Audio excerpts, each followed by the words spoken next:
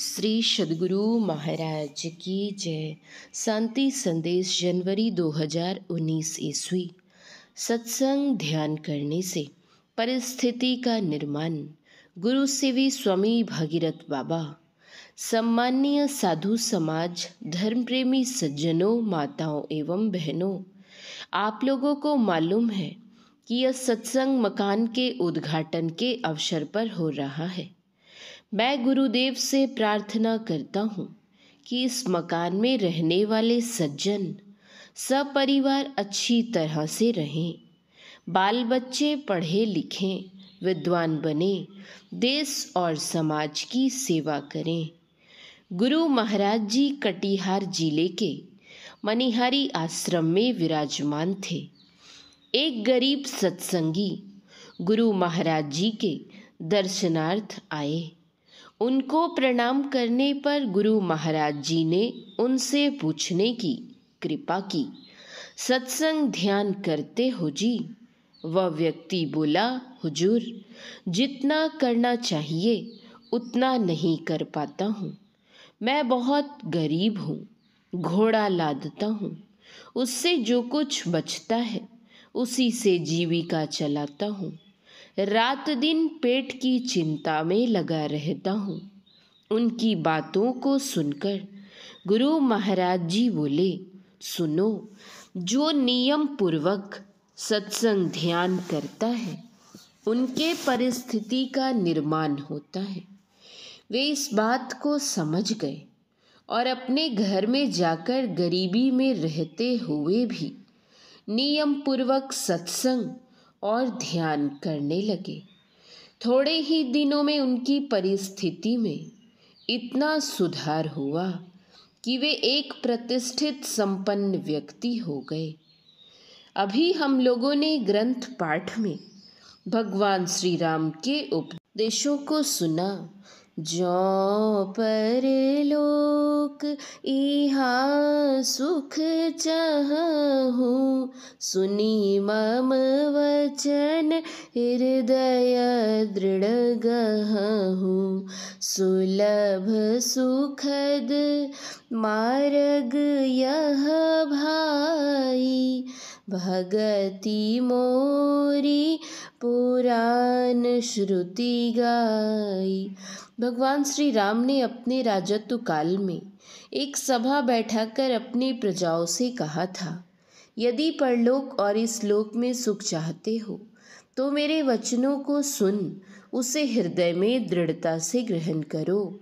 हे भाई, यह रास्ता सहज और सुखदायक है।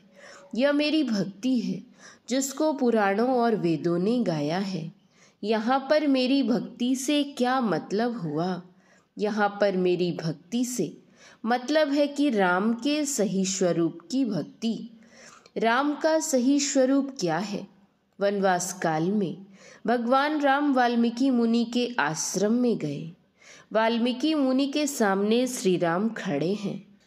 वाल्मीकि मुनि भगवान श्री राम को देखते हुए बोले, राम स्वरूप तुम्हार, वचन अगोचर बुद्धि पर, अविगत अकथ अपार, नेति नेति नित निगम कह।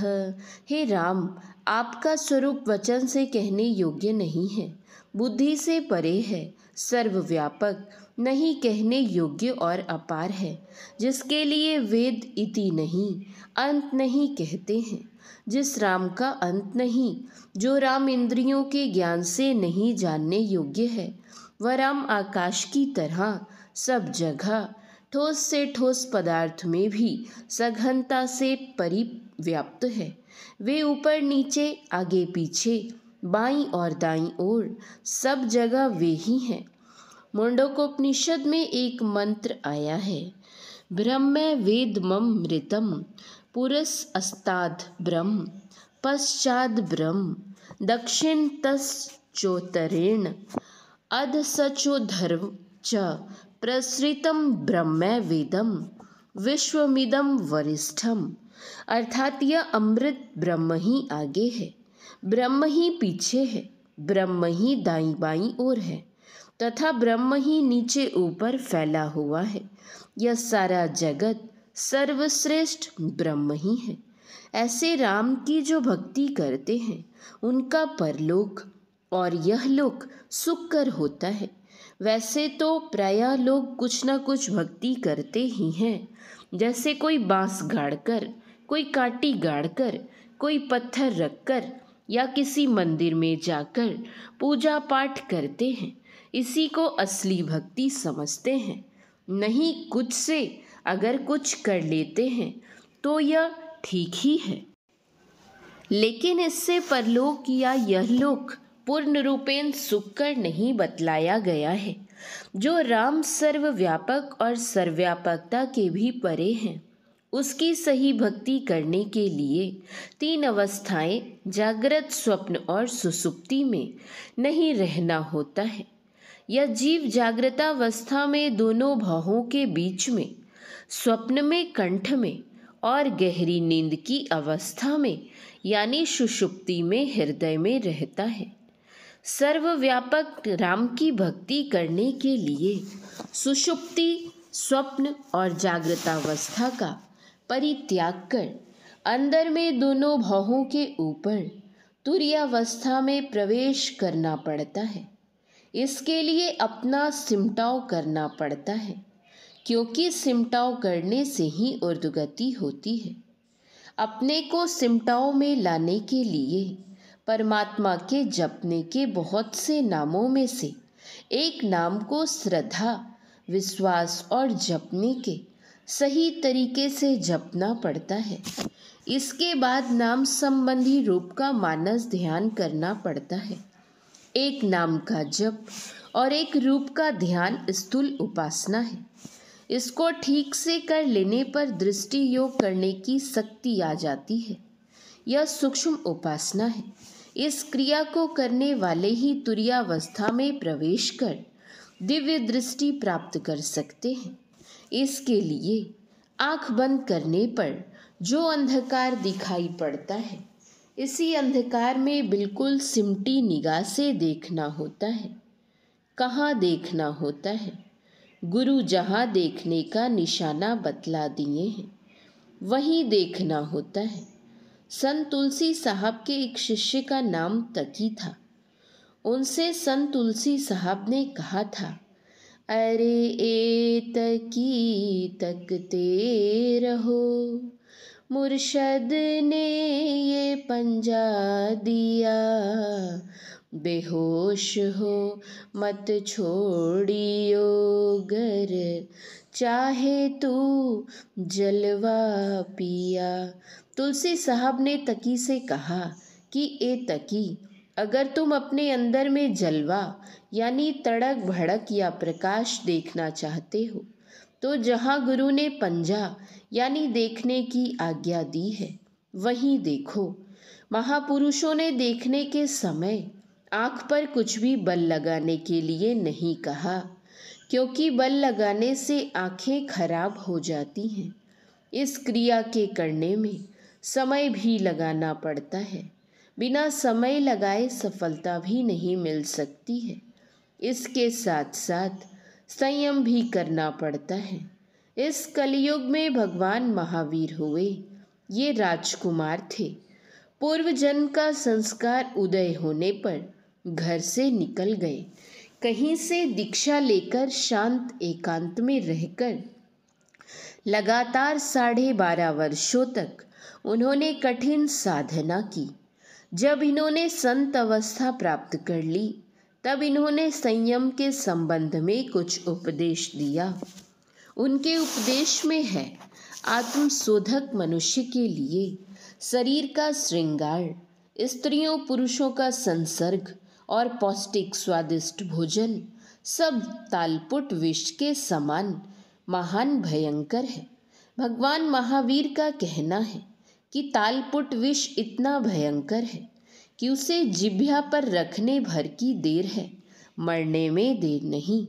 उसी प्रकार शरीर को भड़कीले वस्त्राभूषण से सजाने पर, ब्रह्मचर्य का खंडन करने पर और तामसी राजसी भोजन करने पर मन तुरंत चंचल हो जाता है। इससे अंतर साधना में उन्नति नहीं होती है। इसके लिए सात्विक भोजन लेना चाहिए। सात्विक भोजन में भी ऐसा भोजन हो जो सुपाच्य हो, कब्जकारक न हो, इसलिए कि पेट साफ रहने पर बैठने में मन उबता नहीं है और जब ध्यान करने में भी मन लगता है। भोजन करने का जो समय है उसी समय पर भोजन कर लेना चाहिए। कुछ समय भोजन स्वास्थ्य के लिए हानिकारक बताया गया है। सात्विक भोजन भी भूख रखकर ही करना चाहिए। पेट को अन्न और पानी से 3 भाग भरना चाहिए। 1 भाग हवा के लिए खाली रखना चाहिए। कहावत है, पेट भरीबे तीने कोन। अपने को संयम में रखते हुए अंतर साधना अवश्य करते रहना चाहिए। जो अंतर साधना करते रहते हैं, यह संस्कार उस जीवात्मा को मनुष्य शरीर में लाता है। जो अंतर साधना नहीं करते हैं, उसके लिए कोई निश्चित नहीं है कि उसे मनुष्य शरीर मिले। मनुष्य शरीर देव दुर्लभ होते हुए भी क्षण भंगुर है। इससे जीवात्मा कब निकल जाएगा अनिश्चित है। इसी क्षण भंगुर शरीर में रहकर अंतर साधना भी कर सकते हैं। इसके बाद के शरीरों में रहकर अंतर साधना नहीं कर सकते हैं। इसलिए जब से जानकारी हो तब से ईश्वर की भक्ति यानी अंतर साधना करने में लग जाना चाहिए। विलंब नहीं करना चाहिए। यह शरीर कितना क्षण भंगुर है। इस संबंध में भक्तिन सहजोबाई ने कहा है, पानी का सा बुलबुला यह तन ऐसा होए, पीव मिलन को ठानिए, रहिए ना पड़ी सोए, रहिए ना पड़ी सोए, बहुरी नहीं मनुखा देही, आपुन ही को खोज मिले जब राम सनेही, हरि को भूले जो फिरे, सहजो जीवन छार, सुखिया जब ही होए गो, सुमिरे गो करतार। इसलिए इस क्षणभंगुर शरीर में और इससे संबंधित पदार्थों में आसक्ति का भाव नहीं रखना चाहिए, क्योंकि आसक्ति ही दुख का कारण बन जाता है। आसक्ति के कारण ही जड़ भरत जी को मृग की योनि में जाना पड़ा था। आसक्ति के कारण ही जीव को नीच से नीच योनियों में भी जाना पड़ता है और दुखों को भोगना पड़ता है। अब विचारणीय विषय हो जाता है कि संसार में कैसे रहना चाहिए। इस संबंध में श्री रामकृष्ण परमहंस जी महाराज ने कहा है, धनियों के घर की नौकरानी की तरह संसार में रहना सीखो। नौकरानी मुँह से तो हमेशा यही कहा करती है कि लड़के बच्चे घरवार सब मेरे ही हैं, पर उसका मन जानता है कि मेरा वहाँ कुछ भी नहीं है, सभी मेरे मालिक के हैं। इसी तरह बाहर में सब काम अपना जानकर करते रहो, किंतु मन से हमेशा जान रखो तुम्हारा यहाँ कुछ भी नहीं है, सभी मालिक के हैं। उसका हुक्म होते ही सब छोड़कर चला जाना पड़ेगा। इसके सिवा काम में त्रुटि होने पर मालिक की धमकी का भी डर रहता है। इस तरह की रहनी में रहने का प्रयास करते हुए जो मानस जप, मानस ध्यान और दृष्टि योग की साधना करते रहते हैं, उन्हें इस साधना में सफलता मिलने पर सुरत शब्द योग की साधना करने की क्षमता हो जाती है। सुरत शब्द योग की साधना से ही ये 4 भीतर की इंद्रियां, मन, बुद्धि, चित्त और अहंकार जीव का संग छोड़कर अपनी निजी सत्ता समष्टि रूप में विलीन हो जाती है। इसी सुरत शब्द योग की साधना को महापुरुषों ने स्वतंत्र भक्ति कहा है। इसी भक्ति से जीव का परम कल्याण बतलाया गया है। इसकी जानकारी सत्संग से होती है। सत्संग एक ऐसा कॉलेज है कि इसमें सामाजिक, व्यवहारिक, राजनैतिक आदि सभी ज्ञानों की प्राप्ति हो जाती है। इसलिए सत्संग अवश्य करते रहना चाहिए। यह सत्संग घर के उद्घाटन के उपलक्ष्य में हुआ है। मैं गुरुदेव से प्रार्थना करता हूँ कि इस घर में निवास करने वाले सज्जन अच्छी तरह से रहें, बाल बच्चे पढ़े लिखें, विद्वान बने, समाज की और देश की सेवा करें। श्री सद्गुरु महाराज की जय। यह प्रवचन पूर्णिया जिलांतर्गत बड़हड़ा कोठी में दिनांक 16/8/2013 ईस्वी के प्रातःकालीन सत्संग में हुआ था। श्री सद्गुरु महाराज की जय। श्री सद्गुरु महाराज की जय। श्री सद्गुरु महाराज की जय।